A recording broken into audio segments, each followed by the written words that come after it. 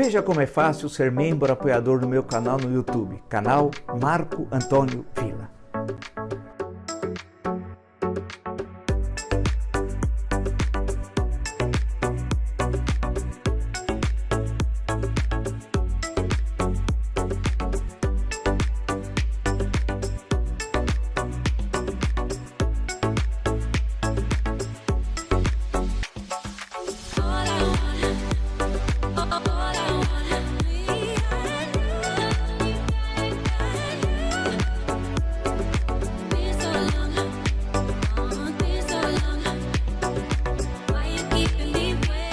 Olá, estamos começando nosso encontro de hoje. Agradeço os 655 mil inscritos no meu canal e as quase 128 milhões de visualizações. Muito obrigado mesmo. E sempre digo, você gosta do canal, do conteúdo, das lives, das entrevistas, da perspectiva que nós temos, analítica, crítica, propositiva, indique o canal, uma amiga, um amigo. É muito fácil, canal do YouTube, Marco Antônio Villa, diga para ativar as notificações, coloque like no que vocês gostarem, utilize, como vocês muito bem fazem, a página dos comentários.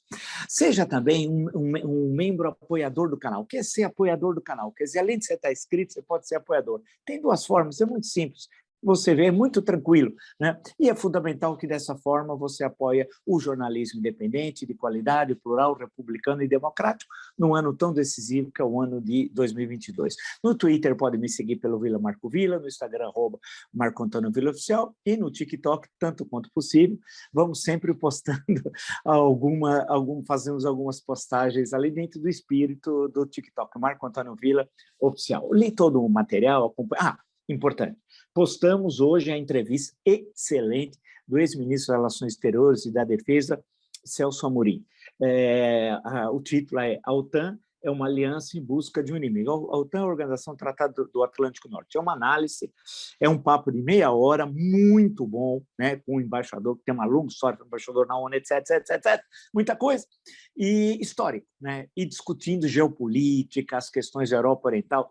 É outro nível, né? Assistam, e questões que ele mesmo diz, não colocou em outras entrevistas, mas colocou aqui nesse espaço do canal, porque aqui nós fazemos uma discussão histórica diferenciada, tá bom? Mas é uma excelente entrevista, assista. E amanhã estamos postando ao meio-dia com o ex-presidente do Supremo Tribunal Federal, o ministro Aires Brito, né? Sempre no sentido de qualificar as reflexões sobre o Brasil. Esse é o nosso objetivo central no canal, como vocês muito bem sabem. Bem, passei todo o noticiário. É curioso, eu já acompanho vários momentos políticos da história e estudando, especialmente, não sendo necessariamente testemunha presencial, mas como pesquisador. Há certos momentos de calmaria, né, quando nós estamos distante ainda da eleição, que é lá em outubro, dia 2, quando é o primeiro turno.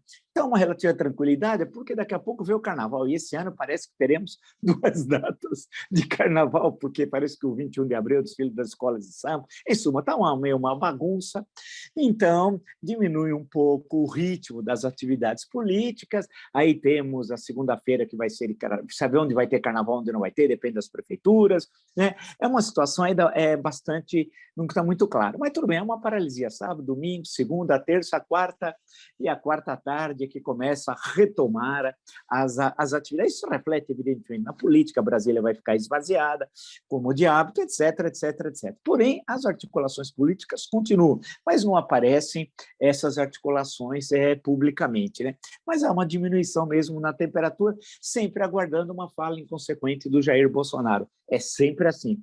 Quando ele fala alguma idiotia, né, aí cria-se um momento de tensão. Bem, eu tive observando, lembrar a matéria do Globo, muito importante, vale a pena destacar, né? O Globo, usando, inclusive, do que determina a legislação, obteve a informação, que até a matéria chama-se Jet Ski, parque de diversão, férias de 7 dias de Bolsonaro no final do ano custaram a você, a mim, a nós, ao erário, R$900 mil. Caso quase R$1 milhão ele gastou estando no litoral de Santa Catarina entre 27 de dezembro e 4 de janeiro. Estava tendo enchente na Bahia, mas isso que importância tem, né? As enchentes na Bahia. Ele estava gastando R$1 milhão nas férias. É inaceitável. inaceitável, né? Não dá, não tem papo, não tem conversa. É um negócio assim, um verdadeiro absurdo, né? E um custo diário superior a R$ 100.000. E depois ele diz que é um sujeito muito austero, come lá pão com leite condensado, né? Faz todos aquilo que nós já sabemos, todas aquelas cenas que, na verdade, não revela alguém desprendido, né? Pouco afeito a tudo, a toda a estrutura do poder, a mise-en-scène que o poder obriga. Não, não, não, não, não, como dizem alguns, não é isso, não é isso, não. Ele é um marginal e que está no exercício da presidência fundamentalmente para usufruir das benesses do poder.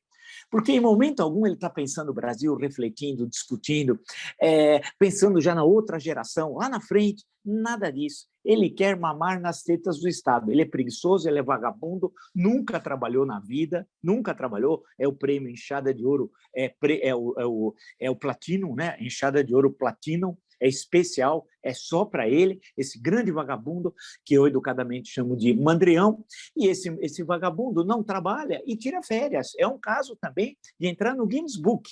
Entrar no Guinness Book, quer dizer, o sujeito não trabalha e tira férias. É um negocinho inacreditável. É o Brasil real, é o Brasil bolsonarista, é o Brasil nazifascista. É isso. Vagabundo, não trabalha e é ladrão.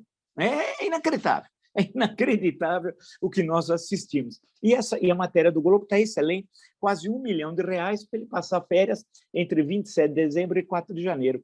Enquanto isso, o povo escolhia osso de primeira ou osso de segunda, com cenas que nós assistimos terríveis, terríveis, terríveis, terríveis, né? Então, essa matéria aqui é fundamental. O discurso de posse está na íntegra no Tribunal Superior Eleitoral, né, no site do ministro Fachin, foi muito importante, fazendo uma defesa ali dura, firme da democracia. Está de parabéns o ministro Fachin, né? E que não vai chegar a presidir as eleições, porque naquele momento ele precisa sair. Você pode ficar 4 anos no Tribunal Superior Eleitoral como representante do STF, como ministro do STF, né? Então, quem vai presidir as eleições será o ministro Alexandre de Moraes, tá? Mas ele fez um discurso que eu queria deixar registrado aqui, importantíssimo.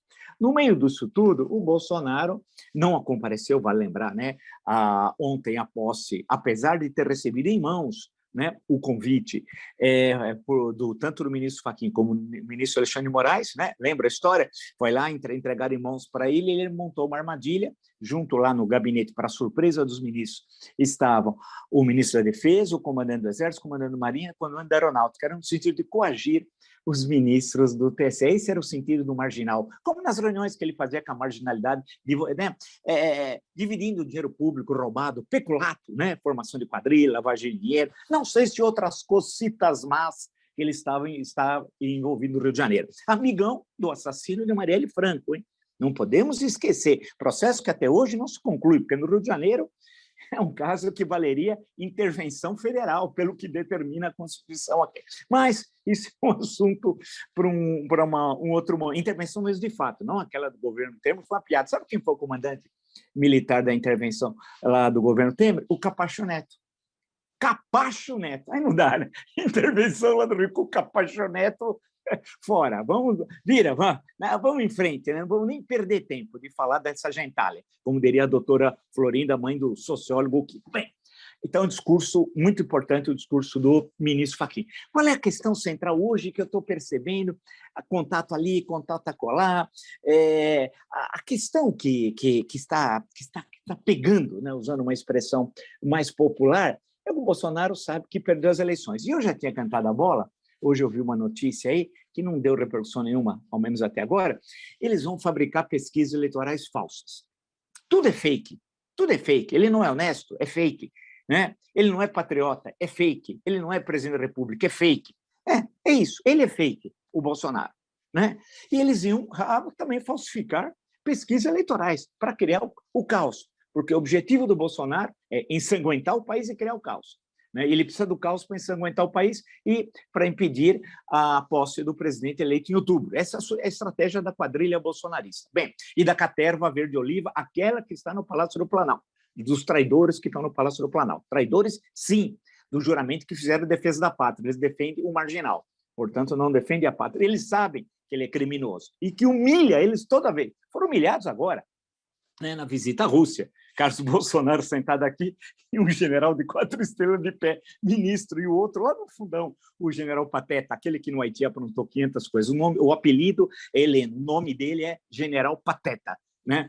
Bem, a coisa toda, quando você vê essa estratégia, eles estão bolando, eles pensam que eles são espertos, que nós não sabemos o que a história do Brasil nos ensina. Lembrai-vos de 1937.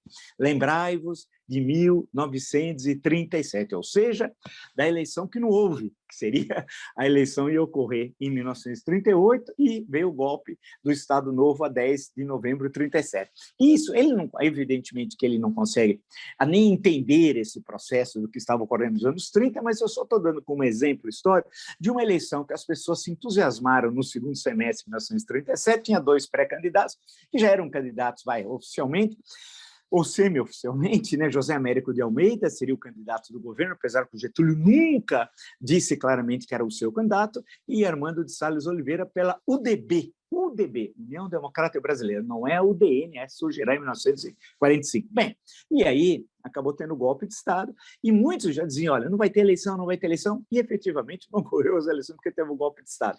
Ele tenta impedir que ocorram as eleições de outubro. Isso era muito difícil, porque hoje nós vivemos uma outra situação, graças à Constituição Cidadã, nós temos aí uma justiça eleitoral excelente no país, o mundo inteiro está olhando para o Brasil, então vai ser muito difícil ele impedir a realização das eleições. Ele tentou construir o golpe no dia 7 de setembro, mas, e isso até eu pus aqui, o espírito golpista que estava presente no 7 de setembro não se desmanchou no ar.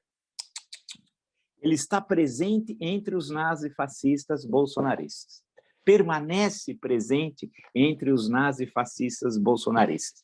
Ou seja, o espírito golpista, nazifascista do 7 de setembro, o último, né? Que era claramente fechar o Supremo Tribunal Federal, fechar o Congresso Nacional, impor o adicional número 5, o que eles falam de intervencionistas, né? Dentro do delírio, da loucura dos nazifascistas bolsonaristas, o artigo 142. Em suma, aquele espírito continua, não morre, porque a grande questão é o seguinte, historicamente, você não constrói um processo que veio de 2019, eu fui o primeiro a alertar, em maio de 2019, né? Foi aquele incidente que me levou a sair daquele lugar, vocês já sabem. Aí, esse processo foi crescendo em 2019, 2020 foi crescendo e o ápice foi em 2021.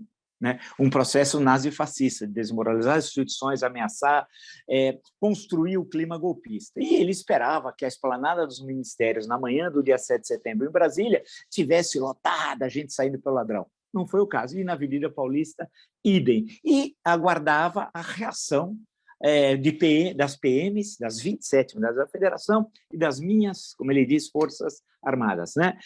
As Forças Armadas viram que que era uma situação que eles estavam querendo usar as Forças Armadas para o seu projeto pessoal de poder e criminoso, e muitos dos generais, especialmente me referindo ao Exército, sabem que ele é um ladrão, um marginal, um criminoso. Sabem, conhecem alguns não chegaram a ser contemporâneos naquele meio militar da Agulha das Redes, mas conhecem a fama de marginal, de ladrão.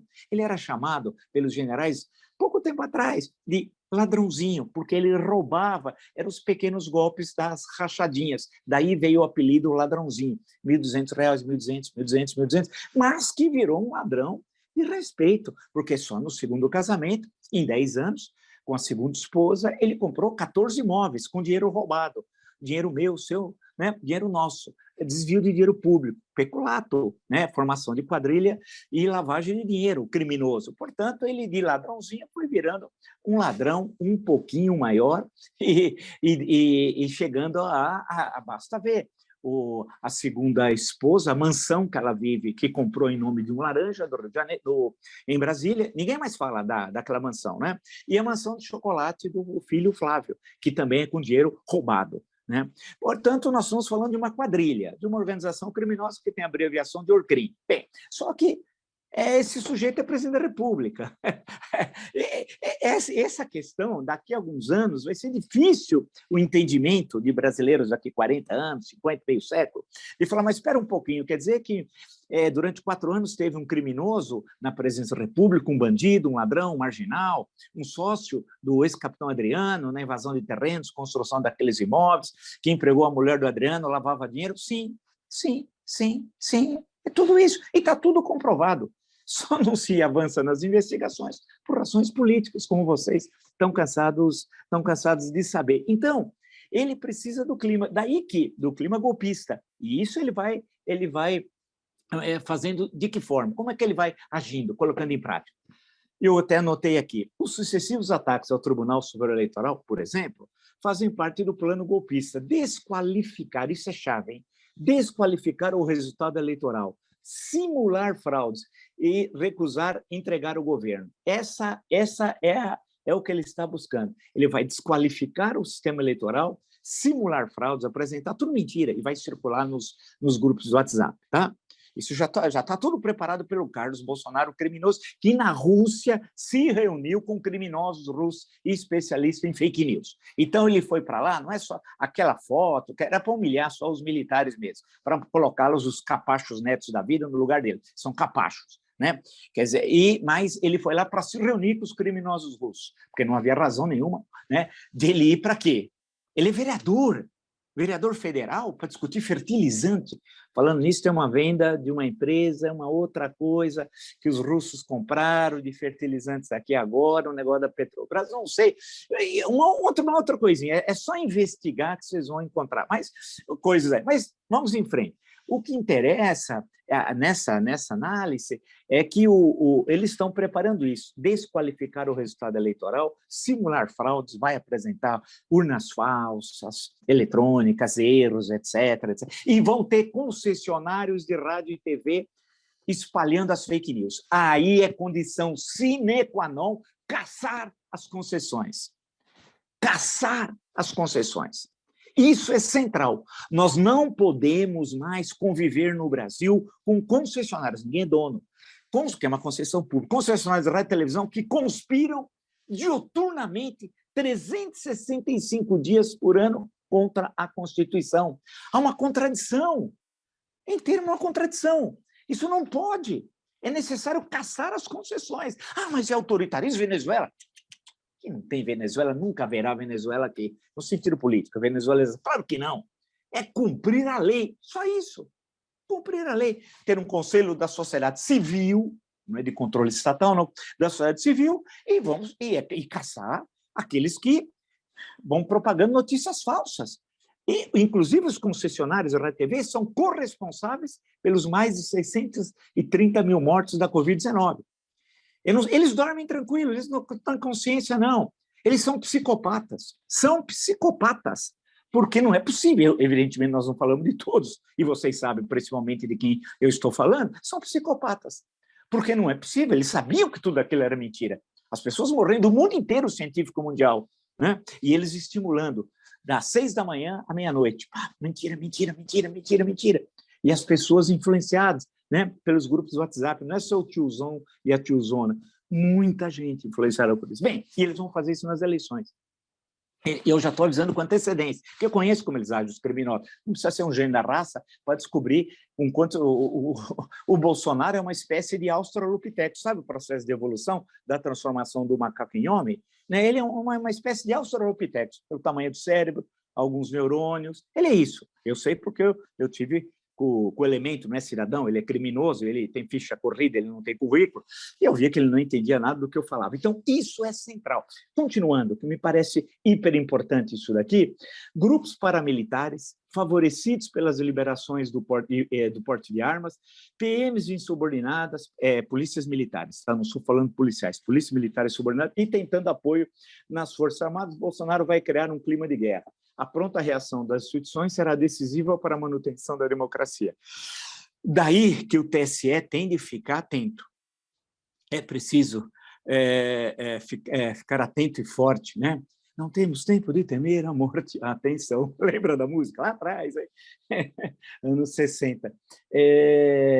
A primeira vez que eu vi isso foi no programa da TV Tupi, né? Lá com todos a Tropicália ali presente, era Gal Costa que cantava. Isso faz muito tempo tal. Hoje tem o sertanojo, mas tudo bem, vamos em frente. A questão toda que se coloca é aquilo que eu vou cantando a bola: grupos paramilitares, favorecidos pela liberação criminosa do porte de armas, PMs insubordinados. Você viu, em Minas Gerais, é perigosíssimo, isso vai se espalhar. E o pessoal de Minas, os PMs, estão dizendo assim: ele vai ver se não atender às nossas reivindicações. Ele é o pobre governador, um pobre coitado, o Romeu Zema. Dá vontade de rir, é uma figura patética. Saber que Minas já teve Milton Campos, agora tem Romeu Zema, teve Tancredo Neves, agora tem Romeu Zema. Nem dá para, né? E que o comandante da PM apoia, insufla a manifestação, e ele não tem a coragem de, no Palácio da Liberdade, tantas tradições, e demitir o comandante da PM, fica quietinho, lá no cantinho com medo. Vergonha, vergonha, vergonha. E aquilo pode se espalhar pelo Brasil. Então, isso é fundamental. Ou seja, esse andar da carruagem, né, de que você vai solapando paulatinamente as instituições. Então, quando eu canto bola aqui, tá muito claro. E ele vai atacar Bolsonaro e sua quadrilha, o Supremo Tribunal Federal. E eles vão, conforme você vai passar o carnaval, né? Não é igual a música Quando o Carnaval Chegar. Estou me guardando para quando o Carnaval chegar. Veja, olha, eu estou animado, hein? Não vou cantar toda a música, mas é quando passar o Carnaval, não quando o Carnaval chegar. Aí nós estamos entrando em março, né? Aí eles começam a se preparar. Tem a janela partidária, a partir de início de abril acabou, né, das mudanças de partido, aí o cenário vai ficar mais claro. E o cenário claro é da derrota do criminoso Jair Bolsonaro, do assassino, do ladrão, que hoje está na presidência da República, né? É triste, porque não dá para o Bolsonaro fazer um debate político ideológico. Sabe por quê? Porque não tem ideologia. Você vai discutir o quê? O que o governo fez? As vitrines? Que vitrines? As vitrines estão cheias de cadáveres, lotada de cadáveres, 630 mil cadáveres. Então, você não tem como discutir o governo. Você vai discutir a política educacional. Que política educacional? Não tem nada. Teve uns pangarés, uns imbecis, que passaram pelo Ministério da Educação, e agora tem lá um patético, ridículo, um bobalhão, né? Que é o que ele fez? Nada. Não tem produção acadêmica, não tem nada. É um sujeito ressentido, porque é medíocre, não é nada. E é só de joelhos ao bolsonarismo. Ele tirou foto assim, atrás ao símbolo do BOP, a caveira lá, onde já se viu, e o ministro da Educação tira uma foto dessa. E mais, ele se diz pastor do demônio? Eu pergunto, porque ali onde ele estava, está presente o demônio. Ali, Deus lá não está presente, né? Só faltava essa. Aí você tem que falar com o Mala, né? O grande Mala. Saudades do Mala, figura incrível, impoluta, não paga impostos, mas também, é demais agora pagar impostos, né? Mas é demais. Bem, esse é o grande Mala. Mas para não perdermos o fio da meada, e me parece hiper importante, ele não vai aceitar, não pense que vai aceitar a derrota. Ele já destruiu a estrutura de Estado que foi construída desde 1988, com um avanço fantástico da Constituição. Quando você lê a Constituição, eu conversando com o ministro Aires Brito, que também presidiu o Supremo, puxa vida, tem a questão de saúde, toda a parte referente à saúde, a criação do SUS. O SUS é o maior serviço público de saúde do mundo, e que, com todas as dificuldades, foi fundamental e está sendo fundamental no combate à pandemia. Isso é produto da Constituição, né? Ela é importantíssima, por isso é que eu insisto que ela tem de ser ensinada em sala de aula, no curso fundamental, no curso médio, no curso universitário, nas academias das PMs, nas academias militares das três forças. É essencial. É claro que não é aquele ensino de direito constitucional como se tivesse uma faculdade de direito. Não, claro, adaptado aonde você está, no ensino fundamental, no ensino médio, no ensino universitário, numa academia de polícia militar ou na academia das três forças armadas, tal. É essencial. E ela que nos permitiu, com todos os defeitos que ela tem, a Constituição, sustentar a democracia até agora, até chegarmos a 2022, porque o Bolsonaro fez tudo para que nós não alcançássemos o ano do Senhor de 2022. Fez tudo. tudo para que nós não alcançássemos o ano de 2022, porque agora a tentativa de golpe vai ser mais complexa. Por outro lado, há o desespero da derrota, porque o desespero da derrota vai levar, e qualquer novo governo democrático republicano vai ter necessariamente, é condição sine qua non, vai ter de investigar o que o governo Bolsonaro fez, e não faltam crimes. E principalmente do Bolsonaro, principalmente, que vai ser acionado na justiça por familiares daqueles que perderam seus entes queridos pela Covid-19 também. Então, o caminho do Bolsonaro é a cadeia, a médio e longo prazo é a cadeia, é Bangu 8, como eu sempre falo, porque a sua residência é lá no Rio de Janeiro. Então, vai se aproximando o momento eleitoral, entrando em março, 2 de março, estamos lá, nós estamos há 7 meses, vamos ficar quando chegarmos a 7 meses do 2 de outubro. Ou seja, a tudo que ele pôde fazer, ele já fez. O Bananinha já fez todos os desvios possíveis, todos os criminosos da família Bolsonaro. É uma organização criminosa com vários braços, como é sabido, né? Eles tentaram fazer mais, não conseguiram, e é mandar o filho, o Bananinha, ser embaixador nos Estados Unidos. Você imagina a que ponto baixo chegaria a história do Brasil, porque o mundo inteiro hoje ri do Brasil. E é natural, tem de rir mesmo. E muitos que gostam do nosso país ficam assustados com o que aconteceu conosco. Nós nunca tivemos um momento tão baixo na nossa história republicana como agora. Quer dizer, é um fato que é de difícil explicação. Por isso que nós vamos ter que nos debruçar como acadêmicos o que aconteceu em 2018. Claro, o que aconteceu em 2018 não é só produto de 2018, é um processo histórico. Isso é central. Para entender o que ocorreu ali.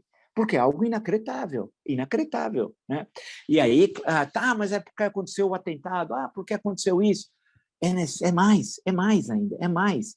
Porque não há nenhuma comparação histórica, não dá para comparar, isso é fundamental, não dá para comparar Jair Bolsonaro com Fernando Collor, 2018 com 1989. São situações históricas radicalmente distintas, situações históricas distintas e personagens distintos. Não dá. Leia o meu livro, entra aí no Google, se vocês quiserem, está lá todas as informações sobre o meu Collor presidente, 30 meses, etc., né? Em que eu faço toda uma análise econômica, política, entrevistei todos os personagens mais importantes do período, os principais membros do governo, especialmente da parte econômica, está tudo ali, inclusive o ex-presidente. Levantei um material inédito que ninguém nunca tinha trabalhado, que eu consegui através de personagens que me cederam arquivos pessoais, né, para entender o que era aquele governo, que não tem nenhum paralelo com o Jair Bolsonaro, vale destacar, nenhum, que naquela conjuntura, né, porque é importante na história, você tem de recortar o momento e entender o momento como produto do movimento da história. O que ocorre a posteriori, você não pode ler aquele momento histórico como ocorreu depois. Porque aí a sua interpretação ela está contaminada, entre aspas, por que aqueles personagens fizeram a posteriori. Por exemplo, para explicar para vocês, não sei se eu fui claro, Jânio Quadros. Uma coisa é o Jânio Quadros, vereador, deputado estadual, prefeito em 53, Tostão contra 1 milhão, 54, governador, elege o sucessor em 58, Carvalho Pinto, e é eleito deputado federal, na época era permitido pelo Paraná, não havia domicílio eleitoral, agora parece que não há também, Vida e Bananinha, mas não compara os dois, é evidente. E 60, presidente da República. E com a política externa independente, por exemplo. Poxa, naquele momento histórico, 1960, vai tomar posse em 61. Renuncia 7 meses depois.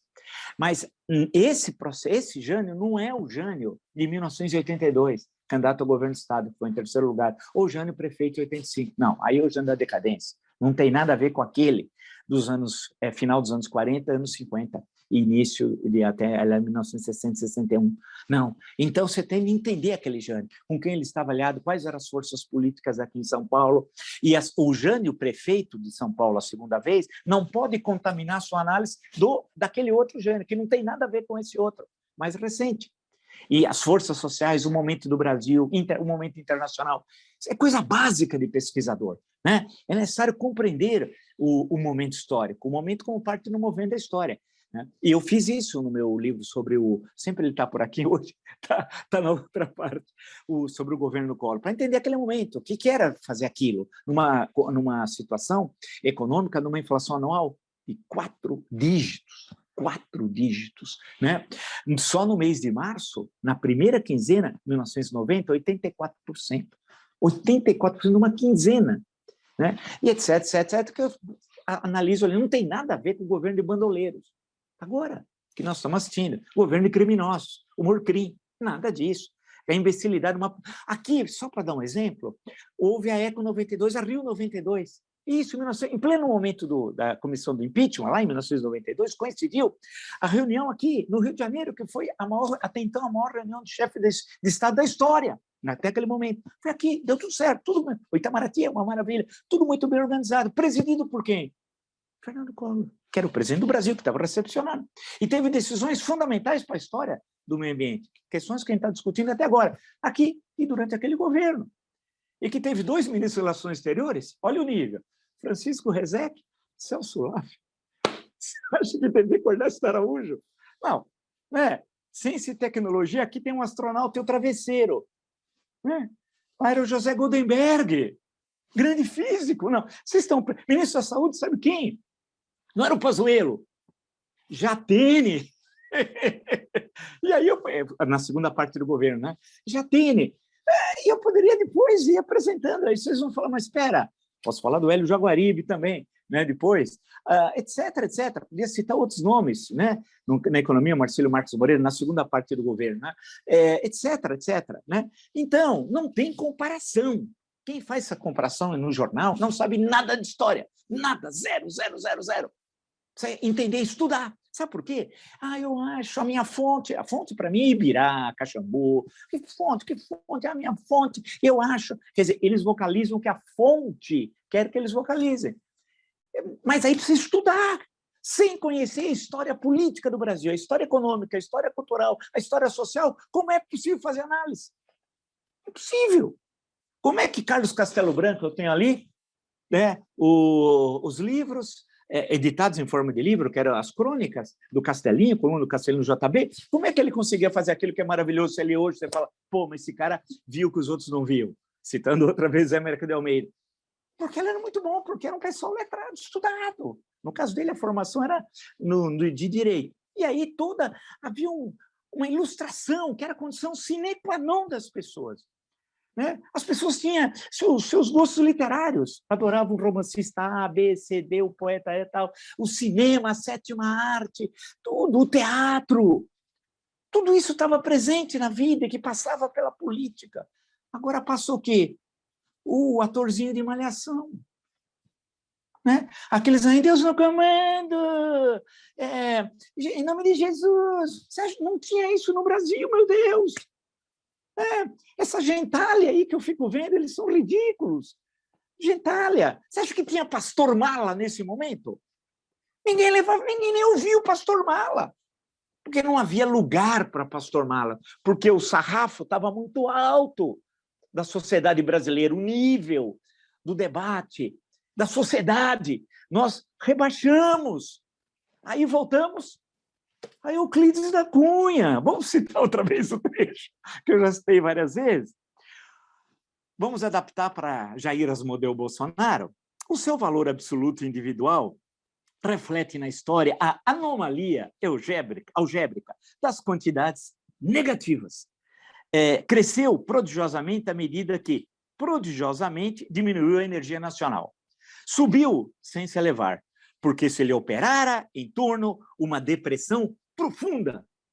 Destacou-se à frente de um país sem avançar, porque era o Brasil quem recuava. Aqui, isso aqui é o governo Bolsonaro. Então não há paralelo, não faça um paralelo com o Jânio Quadros, não faça um paralelo com o Fernando, outro momento histórico, não tem nada a ver uma coisa com... mas a vassourinha, entendo que era a vassourinha em São Paulo, anos 50, porque aqui não era o DN versus PSD-PTB, né, que era o conflito nacional. Aqui era Jânio Adhemar, então precisa entender e quem era Adhemar de Barros, quem era Jânio Quadros, quais as forças sociais, a diferença entre os dois. Entendeu que era o PSP, o Partido Social Progressista, que era do Adhemar, que a estrutura vem do antigo PRP, Partido Republicano Paulista, etc. Precisa conhecer a história. O Tarcísio não quer ser governador de São Paulo, ele não sabe sequer a história de São Paulo. Estava na minha cidade. Que vergonha, hein, Rio Preto? Vergonha, hein? Sabia que Rio Preto teve grandes pessoas, doutor Maurício Goulart, historiador também. Agora eu vi uma foto de uma gentalha lá em Rio Preto. Que vergonha! O São Paulo se rebaixou muito, né? E não tem mais elites políticas aqui, né? Aqui não tem, acabou. Agora, por quê? Eu falei outro dia, eu vou voltar a esse tema. Esse tema me parece central. E, ao mesmo tempo, a questão de ideologia que eu toquei no plantão de ontem. Né? Temos de aprofundar. Onde está a ideologia? Como é possível ter eleição sem ideologia? O que difere Paulo, Pedro, da Maria, do José? Por que as alianças? Cadê a ideologia? Né? E aí vai, né? E aí vai. É isso. Mas fique atento. Criminoso Bolsonaro não vai aceitar a derrota e prepara ataque às instituições. Eu já estou cantando a bola antes, que eu conheço ladrões e criminosos como Jair Bolsonaro. É isso. Se você gostou dessa e de tantas outras lives do meu canal e está entre os mais de 655 mil inscritos, muito obrigado mesmo. Indica o canal, um amigo, canal do YouTube, Marco Antônio Villa. Diga para ativar as notificações, coloque like no que vocês gostarem, utilize, como vocês muito bem fazem, a página dos comentários. Né?